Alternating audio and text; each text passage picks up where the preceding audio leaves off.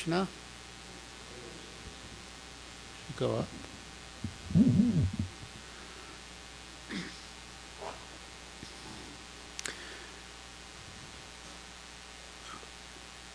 By Srila Prabhupada's arrangement, my devotional service and Brahmananda Prabhu's devotional service intersected at many junctures. I was in the Boston temple, and once in a while we would come down to New York, usually for some big Sankirtan program.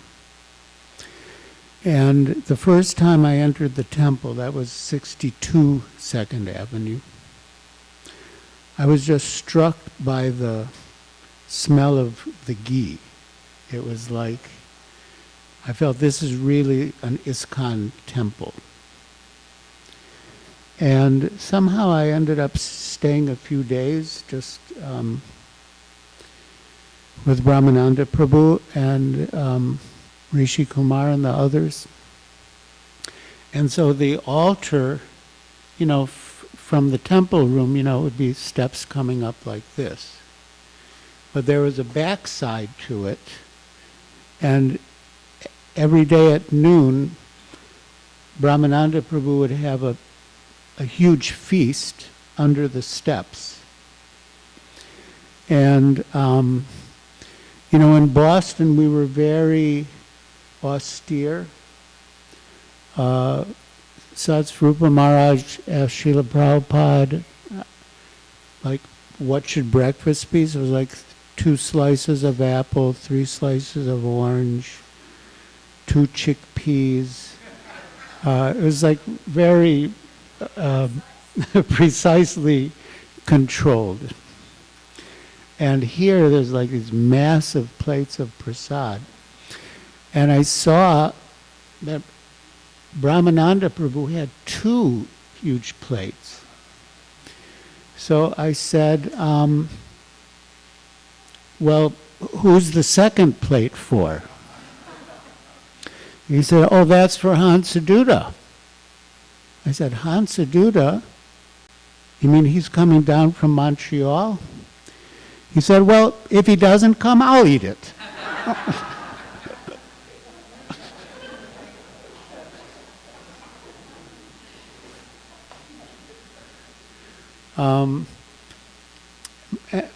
But of course, when we got the new building in Boston and the press moved, Brahmananda Prabhu was like the manager of the press. So he would come up, I think every week, spend a few days in Boston. And once Tamal Krishna Goswami happened to come, and the 2 of them together was amazing, because they were just so absorbed in Srila Prabhupada. And for those few days, they were inseparable.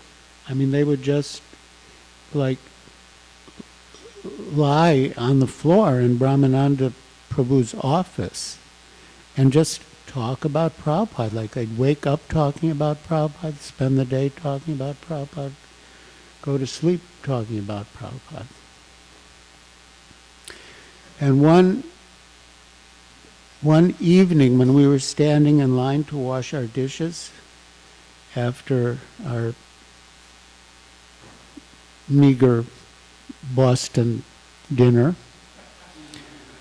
Brahmananda Prabhu said something very profound, and hearing all the beautiful stories of the devotees, I could see the relationship between what he said and what they experienced with him.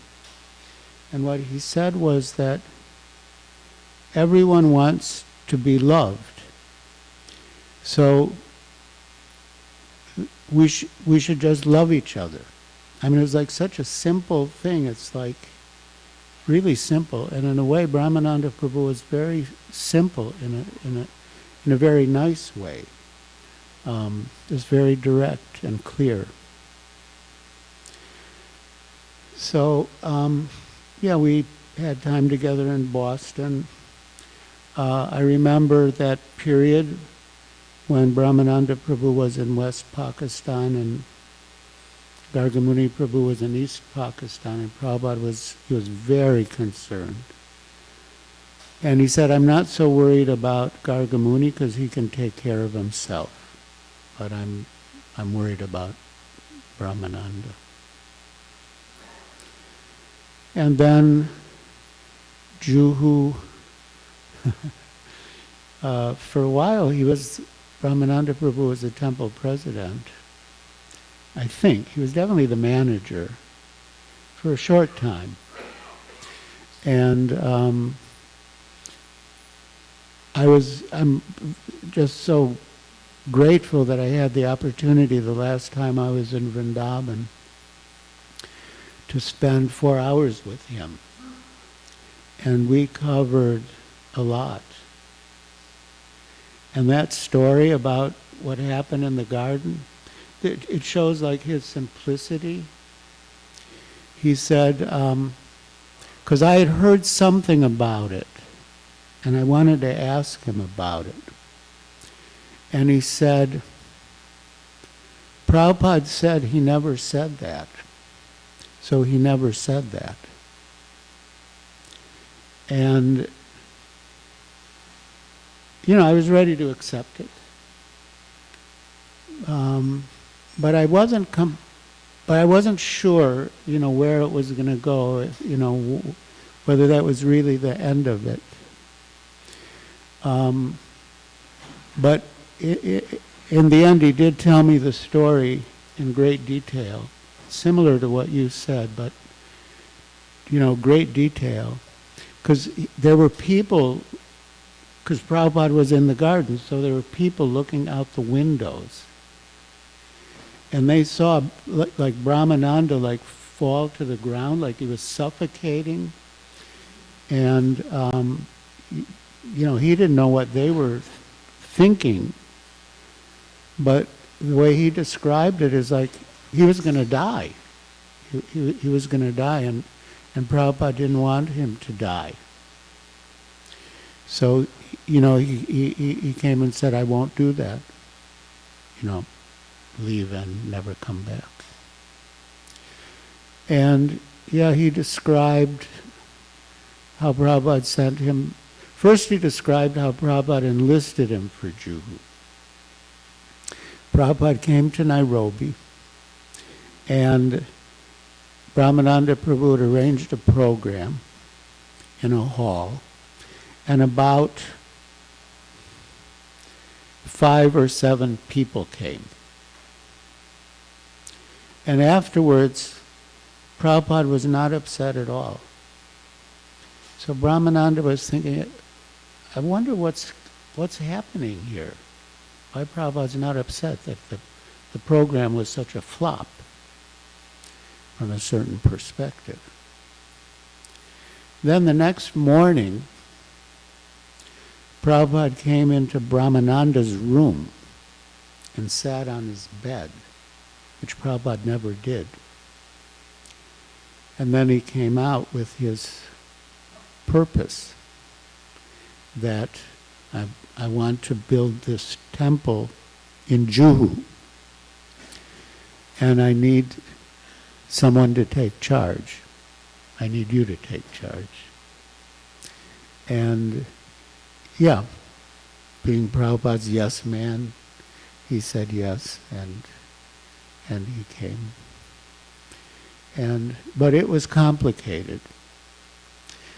And he really got into a fix with the Pandalwaller, Mr. Butter, Butter. And he said in East Africa, whenever he needed anything, he'd go to a merchant and he'd ask the merchant, how much does this cost? And the merchant would say, oh, don't worry about it, don't worry about it. And in the end, they would just give it as a gift to the temple. So with the Pandal, with Mr. Butter, he kept saying, well, how much is this going to cost? And Mr. Bhatta would say, oh, don't worry about it, don't worry about it. So you thought, oh, it must be like East Africa, it's going to be a gift. But India was different. And in the end, we got a huge bill. A huge bill. And, yeah, so Prabhupada sent Brahmananda back. And then when Mr. Bhatta came to collect, Prabhupada said, show me the documents. So saw Brahmananda's, who's Brahmananda? There's no Brahmananda here.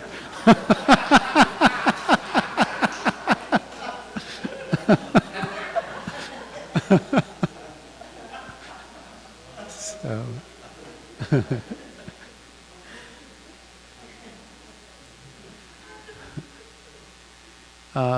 but then, every now and then he would come. I remember once he came there was still a lot of complications in Juhu.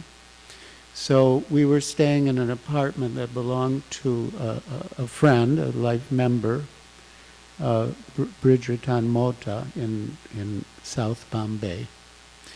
And so it was, Tamal Krishna Goswami and Harikesh Prabhu Chutananda Swami and I. And so Brahmananda Prabhu came for a while, and he was staying there. And then Prabhupada came, and he asked, why are you here? He said, well, I'm buying things for the deities. He said, oh, why do you have to come to India to buy things for the deities? You should do things locally. And he said, well, in India they make these fancy mukuts, helmets for the deities. And he said, oh, you have so many Gujarati jewelers, they can make like a wire framework, and then you just pick fresh flowers, and every day the deity will have like a new mukut with fresh flowers. So, yeah. And then, of course, Srila Prabhupada's last year, Brahmananda Prabhu was in Juhu for some of the time, and in Vrindavan, and that has been described in Srila Prabhupada Lilamrita. But that was very intense. It was very intense. But one thing I started, well, there were two things. Oh, three. Depending how you divide them up.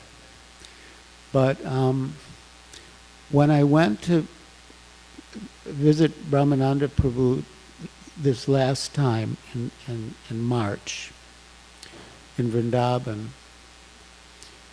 we hadn't been talking for more than 5 minutes, maybe not even 5 minutes.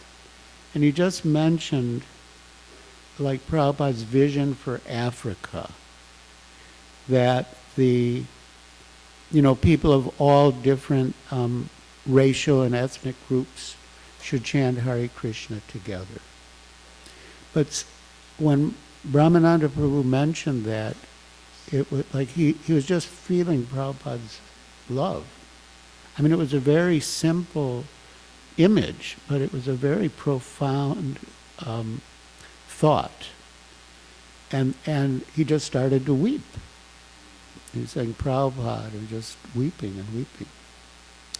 And I saw that the first time when Prabhupada came to Boston and Brahmananda Prabhu was there. Prabhupada was, I don't remember exactly if Prabhupada was just arriving or if he was leaving, but it was, I think arriving, but anyway, so he was coming in the front door, and Brahmananda Prabhu was there, and he just started to bawl, just like a baby. And it was like so touching in a way, because he had this huge body, but he had like such a soft heart and so much affection for Srila Prabhupada throughout. And then the other thing that I started to notice, especially in the last years, was that any contact I had with him or any interaction with him caused a tremendous boost in my loving feelings for Srila Prabhupada. It was like amazing. Because I had some questions that I wanted to clarify with him about the history. So I would email him and he would email back. And it was like amazing, that email, it would just give me such a boost in Prabhupada consciousness, and it would last for days. And then the same thing happened with some of the articles in Back to Godhead. Well, there was one he wrote that was a beautiful one about Queen Kunti's prayers and Srila Prabhupada's triumph over adversity. But there was other ones drawn from that early period about the East Village Other, about the first deities. And it was the same thing, just reading those articles, it just gave me a tremendous boost that lasted for days. And yeah, fortunately, before I went to Vrindavan, I just got a copy of the book Swamiji. And I started to read it. And then when I met Brahmananda Prabhu, he asked if I had the book and if I'd read it. And I said yes, but frankly, I only had time, to read the beginning and then the end. He said, oh, that's nice. You should read the rest. And then there was a part that described some of Prabhupada's miracles, like, say, miraculously curing Brahmananda Prabhu of a serious illness. And the way it was presented in the book, there was a little bit of reservation about it. And, I said, I believe all of it. I don't have any doubt about it. I don't. And Brahmananda Prabhu said, yeah, there's no doubt about it. But the thing is that it's not very important. What Prabhupada came to give was so much greater than, like, miraculously curing someone of a disease. And the way he described it was, Prabhupada just considered Brahmananda's physical ailment to be like a disturbance. It was just like a botheration. So he cured him, miraculously, by supernatural powers, just to remove that disturbance. He felt it was like an unnecessary impediment to Brahmananda Prabhu's service, which in turn meant his service. So I think that this, of course, there are many elements to the personal interactions with Brahmananda Prabhu that we'll miss. But the real essence of what we get from Brahmananda Prabhu, which is his deep love and commitment to Srila Prabhupada, you can really get it from his, well, anything, anything about him, but his writings, his talks. Yeah, every day these days I've been reading Swamiji, and it's just like the same thing. It's just such a powerful infusion of Prabhupada consciousness. One thing I mentioned to him, because even then, his health wasn't that good.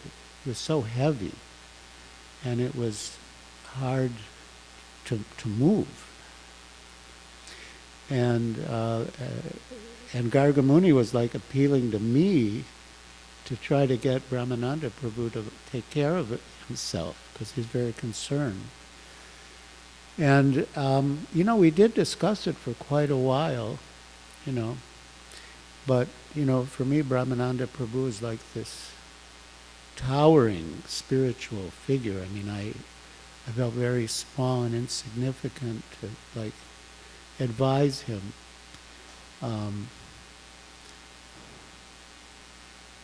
But he,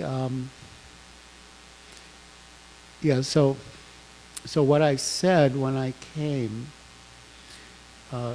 pretty early in the discussion, and this is something that I was getting for I think maybe 1987,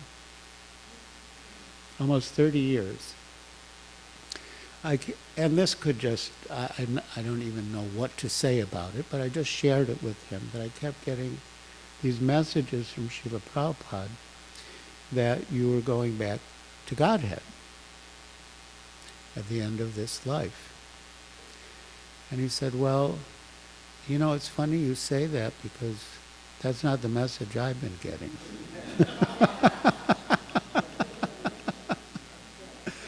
Which I take as his humility, his humility. But whatever it is, he's certainly with Srila Prabhupada, and that's it. That's all I could ask for. I think that's all any of us could ask for.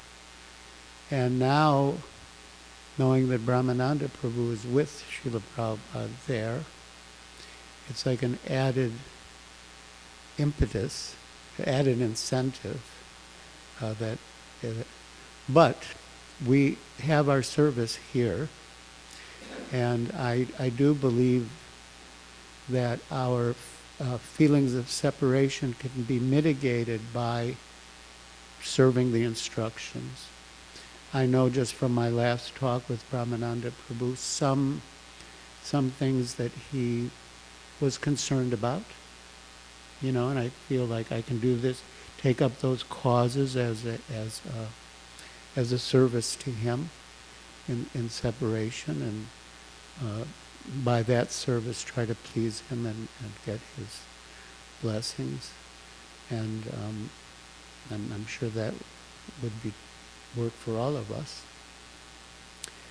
And I thought your little poem at the beginning, the diamond and all the facets and the rose, it was I thought it was beautiful, actually. It was very short, but it was very, like something that would have come from Brahmananda Prabhu. Just 3 elements, each one very apt and sort of elaborated on I know. That's what I'm saying.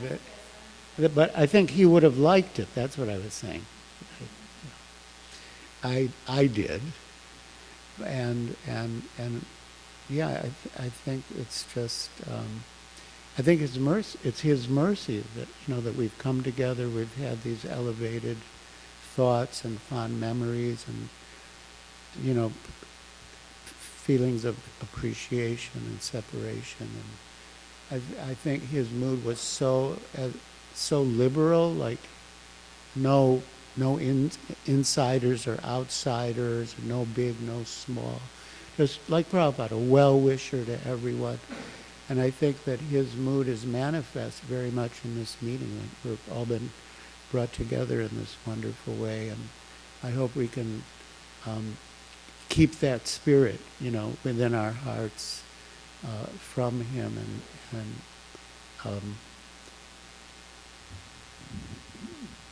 try to keep this atmosphere alive and well. So thank you all very much. Hare Krishna.